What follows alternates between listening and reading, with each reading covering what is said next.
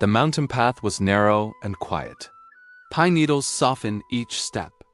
A lone samurai walked at dawn, armor unfastened, sword wrapped in cloth, not for battle but for rest. His breath rose and fell with the mist. For many seasons he had guarded a distant lord. For many nights he had slept with one eye open. His body still stood firm, yet his mind felt thin like rice paper stretched too far. At a small shrine beside the road, he stopped. He did not pray for victory. He did not ask for strength, he simply sat. He listened to the wind move through bamboo. He noticed how tired he was. Not weak, just tired. The kind of tired that lives behind the eyes. The kind that no sleep alone can cure. He removed his helmet and placed it on the ground. In that moment, he chose care over endurance. He chose to remain whole. Many centuries have passed, yet the same exhaustion walks among us. You may not wear armor, but you carry weight. Messages never stop. Expectations multiply. Rest feels earned only after collapse. Mental exhaustion today often hides behind productivity. You still function. You still show up, but something inside feels drained. The samurai understood something that modern life forgets. Care for the mind is not a reward. It is a duty. In Japanese thought, there is a principle called Mushin. It means no mind. Not an empty mind, but a mind not trapped by noise. A mind that flows without resistance. Mushin is the state where thought does not cling, where effort does not strain. It was taught to warriors, artists, and monks alike. When the mind is exhausted, it is often because it is holding too much. Mushin teaches release. From this principle come rules of self-care that are quiet, practical, and deeply human. The first rule is to stop forcing clarity. When the mind is tired, you try harder to think. You replay problems. You search for answers late into the night. This creates friction. Mushin teaches that clarity appears when force ends. In modern life, this looks like stepping away from a decision instead of obsessing over it. A designer closes the laptop and takes a slow walk. By morning, the solution appears without struggle. You do not chase clarity. You create space for it. The second rule is to protect your inner silence. Mental exhaustion grows in constant input. News, opinions, notifications, and endless voices enter your mind each day. Mushin values silence as nourishment. This does not mean escaping the world.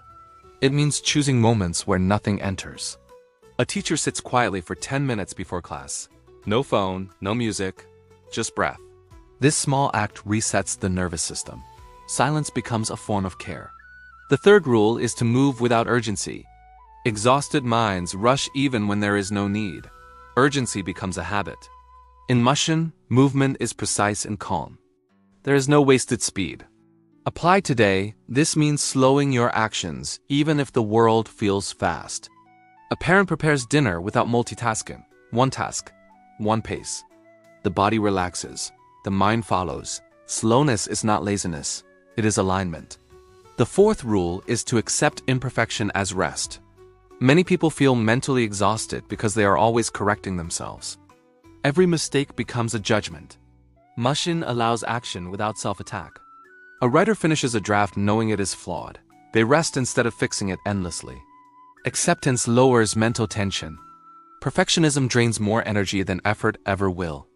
The fifth rule is to separate identity from output. In Japanese warrior culture, a sword was respected, but the warrior was not the sword. Mushin reminds you that what you produce is not who you are. In modern life, this means your job, your grades, or your success do not define your worth. A student fails an exam and does not collapse internally. They remain steady. This separation protects mental health. These teachings support 7 quiet rules of self-care for the mentally exhausted. The first rule is to rest before you break. Do not wait for burnout to justify rest. The samurai rested at the shrine before his legs failed. You can do the same. Take breaks while you still feel functional. A short pause today prevents a long recovery later. The second rule is to reduce, not escape. You do not need a retreat to heal your mind. You need fewer demands. Remove one unnecessary commitment. Say no once this week. Reduction is sustainable. Escape is temporary. The third rule is to treat routine as refuge. When everything feels heavy, structure calms the mind. Simple routines like morning tea, evening walks, or fixed sleep times give your brain predictability. A nurse working long shifts relies on the same morning ritual. It grounds her before the chaos begins. The fourth rule is to feel without analysis. Exhausted minds over-explain emotions. Mushin allows feeling without story. You feel tired, you do not ask why endlessly. You acknowledge it and respond with care. This prevents emotional spirals. The fifth rule is to keep the body gentle. Mental exhaustion lives in the body. Tight shoulders, shallow breath. Slow stretching, warm baths, and mindful breathing restore balance. A programmer stretches every hour. His focus improves without effort. The sixth rule is to limit emotional labor. You are not required to process everyone else's feelings. Choose where your empathy goes. This boundary protects your mental reserves. A manager listens with care but does not carry every problem home. The seventh rule is to end days intentionally. Mental fatigue grows when days blur. Close the day with a small ritual. Write one sentence. Dim the lights. Bow your head. This tells the mind it is safe to rest. Each rule returns to Mushin. A mind that does not cling. A life that does not grind itself down. These practices do not demand change overnight. They ask for respect toward your limits. Mental exhaustion is not failure. It is a signal. The samurai did not shame himself for needing rest. He honored it. In doing so, he preserved his strength for when it truly mattered. As you apply these rules, something subtle shifts. You stop measuring your worth by how much you endure. You begin to value how well you care. Your mind becomes quieter, not empty, but clear.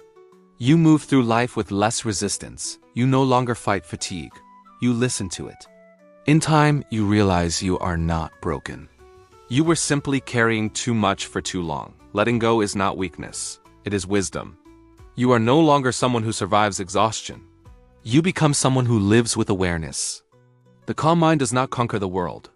It walks through it without losing itself.